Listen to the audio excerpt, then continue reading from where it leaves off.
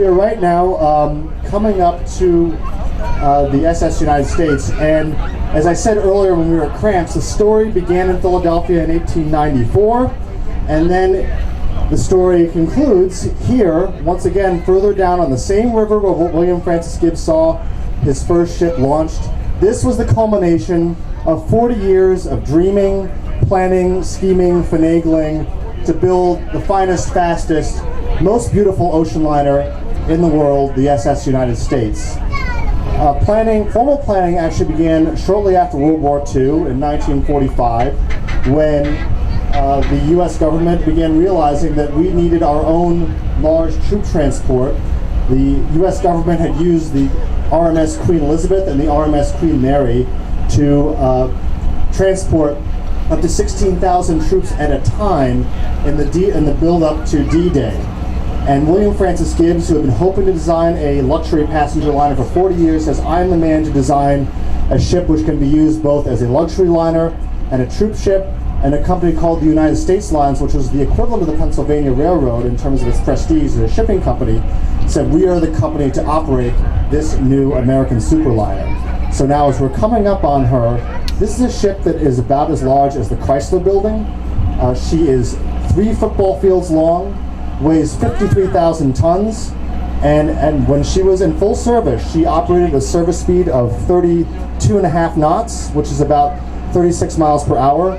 But her top speed, which was classified up until the early 70s, was an astonishing 38.32 knots. That's about 44 miles per hour. And I would like to play you as we pass by what the ship sounded like when you hear her going through the ocean.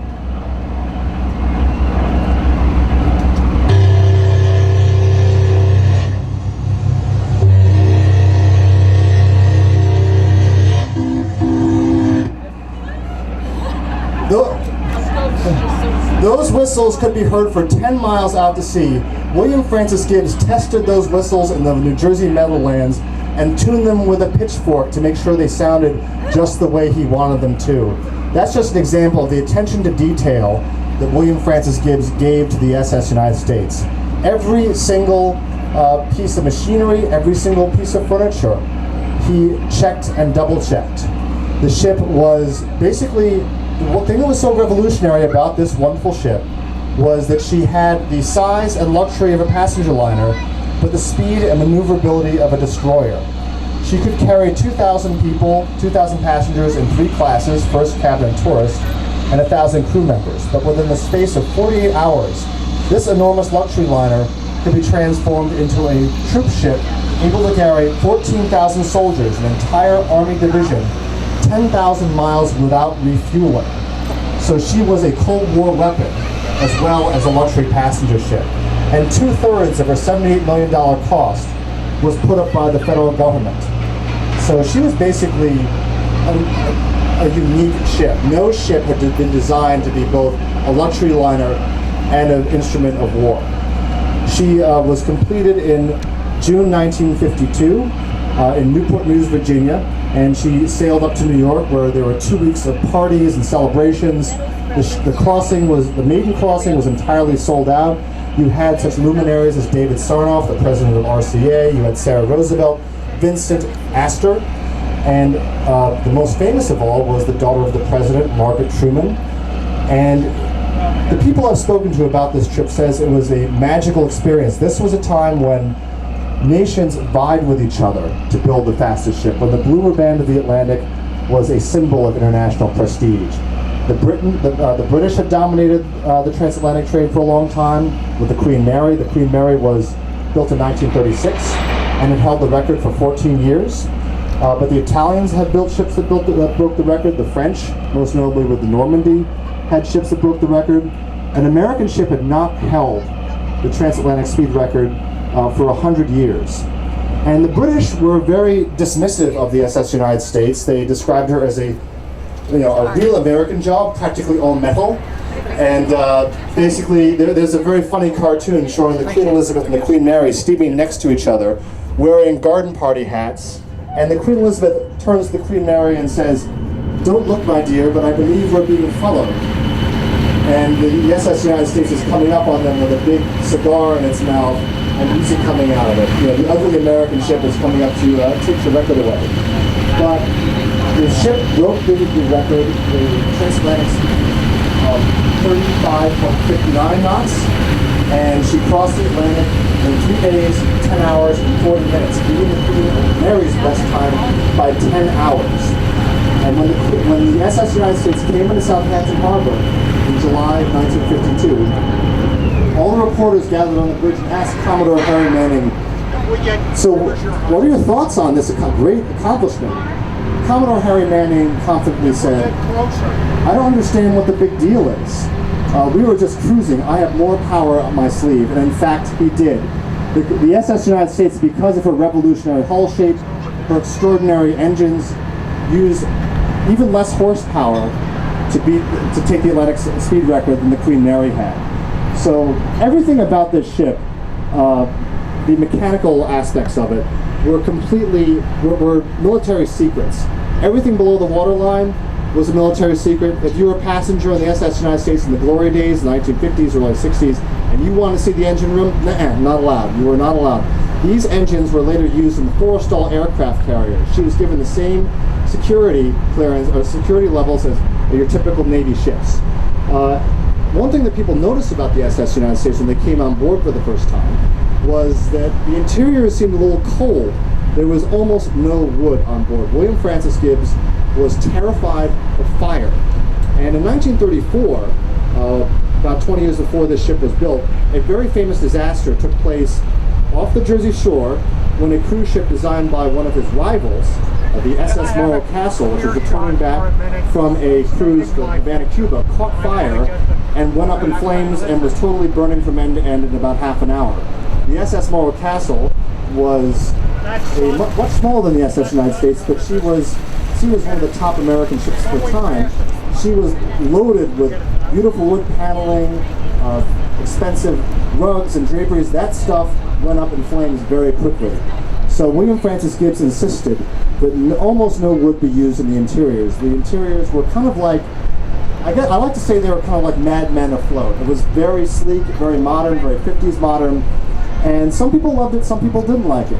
But what was really made the ship wonderful was that the service was impeccable, the food was impeccable, and the ship quickly became the most popular ocean liner in the world. She was booked to 90% capacity, and she carried over 1 million passengers in her 17 years of service from 1952 to 1969. And among the luminaries that traveled on the ship were John F. Kennedy and Jackie Kennedy, Marilyn Monroe. I'm not sure if they traveled at the same time, but ex-presidents Truman and Eisenhower. Salvador Dali was often seen with a sketch pad on the first-class promenade deck, sitting next to his wife Gala. And another famous passenger on the SS United States, well, there are two that were non-human. The first was the Mona Lisa, because when the Mona Lisa was being transported to America, it was seen as the safest way to take this priceless painting. So according to one story, the Mona Lisa was put in a deluxe first-class cabin, and like the finest hotels at the time, and she was described as a floating Waldorf Astoria, passengers would leave their shoes outside the corridor to be shined each night. Well, the cabin outside the Mona Lisa had size 14 shoes outside, which basically was a signal, don't mess with whoever's in this cabin. Another famous passenger, quote-unquote, was the Buick Invicta that carried the drugs from the French Connection. So this ship made news more than just celebrities, but it's important to remember that this was not just a ship for the wealthy. This was a 3-class ship, which today seems totally alien when most cruise ships have run-of-the-ship privileges. First class had 800 berths. They were in the center of the ship where the least motion was felt. Cabin class was in the stern. 500 berths for cabin class. Cabin class was very popular with vacationing families, businessmen, often wealthy people that did not want the high formality of first class. And first class was very formal. You did dress for dinner. You had to wear a tuxedo or a gown. And it was a sort of ship where, as one person said, you changed several times a day. Tourist class, which was located in the bow, was where you felt the most motion. The rooms are very small. Unlike first class and cabin class, There are no private bathrooms. You had to go down the hall, which is something that seems unconscionable today. But tourist class was very popular with students who are traveling over to Europe for study abroad. A lot of immigrants sailed over from the SS on the SS United States. Oh, really? You immigrated over? No, he was a student. Oh, you were a student. Oh, really? Well, another famous student was Bill Clinton, who traveled on the SS United States to his Rhodes Scholarship. There were also a lot of immigrants traveling over from Germany, especially, fleeing the devastated economy of northern and Europe and England. And the ship did call up Bremerhaven in the winter. So you had a lot of immigrants. I've spoken to some people who said their grandparents met on the ship when they were immigrating over from Europe. The ship also carried a lot of U.S. servicemen and their families. Although this was a passenger ship and she never was formally used as a troop ship, a lot of U.S. servicemen traveled over on the SS United States to their postings in occupied Germany.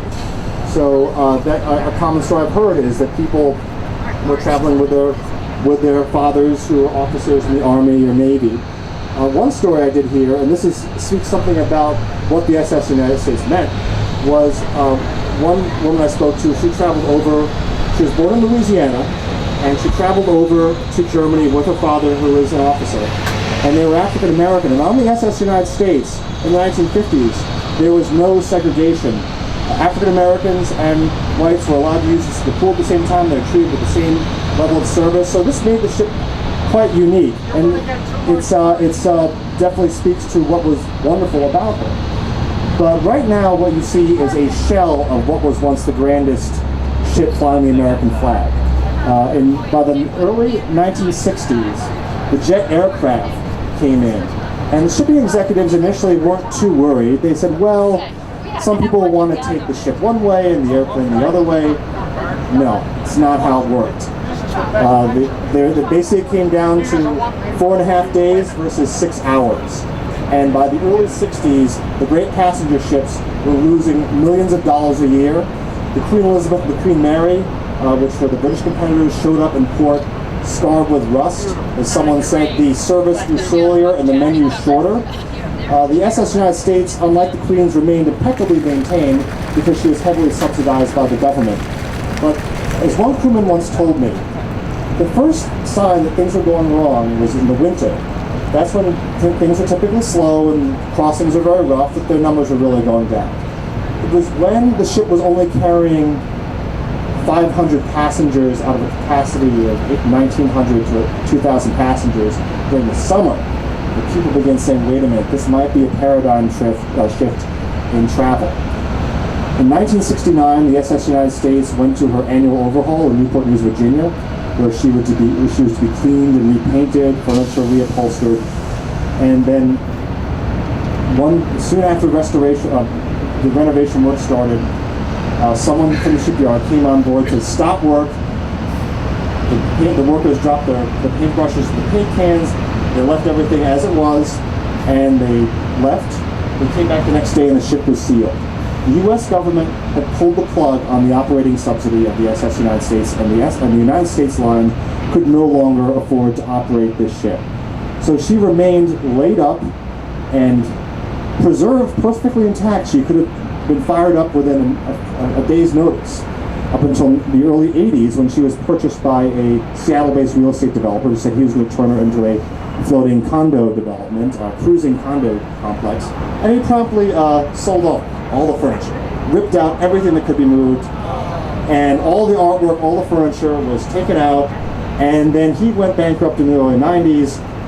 She was purchased again by a Turkish American who had immigrated over to America on the SS United States, and she was towed over to Turkey and the Ukraine, where all of the asbestos that was in her interiors was taken out. As I said, the ship was built as a fireproof ship. Almost no wood was used in the ship's construction, while wood was used in its place. Asbestos-infused wallboard, they didn't know any better back then. So that was all taken out. And then she came to Philadelphia in 1996 and has been here ever since. So what you're looking at now is a shell of what once was. But you can still see that this ship, even though she might have lost a lot of her interior, or all of her interior, is still a beautiful piece of sculpture. I think she really is the equivalent of Pennsylvania Station or the Brooklyn Bridge as a engineering and design masterpiece. And as I like to say, what makes a transatlantic liner so wonderful? Why are we so entranced by these ships? Imagine taking a structure the size of the Chrysler Building, turning it on its side, outfitting it with the most powerful engines, giving it interiors worthy of the Waldorf Astoria, and then pushing it through the ocean at over 40 miles per hour. And this ship has to fight probably the most treacherous ocean or body of water on the face of the earth. And as William Francis Gibbs once said, "Show me the captain of a transatlantic liner. I don't care how big it is. I'll show you a religious man." When you're out there fighting 90-foot waves, you have to believe. You feel insignificant. And you can see this ship is 12 stories tall. And if you look up from the bridge, waves would break over the bow during the worst hurricanes. And she was not equipped with stabilizers. She did roll. And that was the thing that was so startling to people. How could a ship this big roll? Well, the Queen Mary rolled, they all did. The North Atlantic is a very treacherous foe. So, what's the future for the SS United States? She is now owned by the SS United States Conservancy, of which I'm on the advisory council. Back in 2011, the ship was purchased by the Conservancy for $3.5 million, thanks to a very generous grant to Philadelphia philanthropist H.F. Jerry Lenfest. Lenfest, like many people in this country, had a connection to the ship. His father was a naval architect who owned a machine shop, and he built the watertight doors and the bridge equipment for the SS United States. So Jerry Lenfest said, if there's any way for this ship to be saved, we must take this chance. Now, the Conservancy has been working very hard to come up with a real estate plan and a real estate deal. That's basically what the ship's fate is hinging on. She will never sail again, most likely. She might look enormous, but by today's standards, by today's mega cruise ship, she's actually quite small. The SS United States weighs 53,000 tons. The Oasis of the Seas, the largest ship in the world, weighs 225,000 tons. And what are some things you don't see on the SS United States that you see on today's cruise ships? Swimming pools, climbing walls, balconies. The SS United States was very comfortable, but entertainment back then was do-it-yourself. I mean, there were several fine orchestras, there was a floor show, but pretty much across from you sat in the smoking room of the lounge, you read a book, you played cards, and you might have gone dancing in the ballroom. And there was a movie theater on board, but by today's standards, it was a very sedate experience. And she also does not have balconies. That's actually one of the reasons why she looks so low and sleek. Passengers back then were quite happy with the porthole. The Duke and Duchess of Windsor, who travel on her 4 times a year, they booked the largest suite. They didn't want balconies. They're quite happy with 6 portholes. So it's definitely a testament to how travel standards have changed. But at the same time, the SS United States and ships like her, she is one of only 3 transatlantic liners left in the golden age of travel. The Queen Mary, which is in Long Beach, the SS Rotterdam, and the United States. They represent an era when ships were not just things to go on for fun. People took them for very transformative moments of their lives. They were immigrating over to Europe. They were going on important business trips. They were visiting family. And sometimes people would never see each other again. And a ship's departure from New York was often a very emotional moment. People would line up on piers just like this.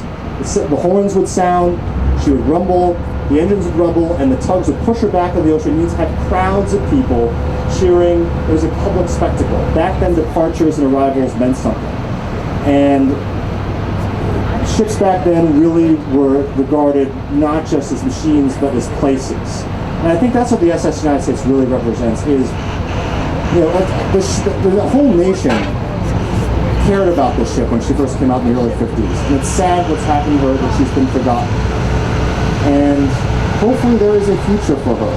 I think the loss of the SS United States would be like the loss of Penn Station in the early 60s. And what has happened is that Jerry Lenfest has stopped the clock on what could have been certain demolition. This ship would have been dragged out of this harbor, towed to a Texas beach, run aground, and sliced into scrap. And it's not a pretty sight. They don't build these like these anymore. And I think for me, the story of the SS United States to conclude is William Francis Gibbs loved this ship so much that he would visit it. Every time she came into port, he would drop everything he was doing and watch her come in. And he would call the captain every day. He cared so much about this ship. Someone once asked him, as I like to tell the story, someone once said, "Mr. Gibbs, you must care for that ship more than your wife, or you must love that ship more than your wife." And he said, somewhat sarcastically, "Perhaps you're 1,000% correct." But his wife actually was very supportive of him. She knew that she traveled the ship a lot too. And I think it really is an example of one man following his passion and sticking with it for 40 years. And I like to say, the ship has come home. She's come back to Philadelphia, the home of her designer, where he first was inspired. And I wish her the best of support. And I think that the Conservancy has really been faced with a really daunting task. And thank you so much for being here. It's been a pleasure working on this story. Thank you.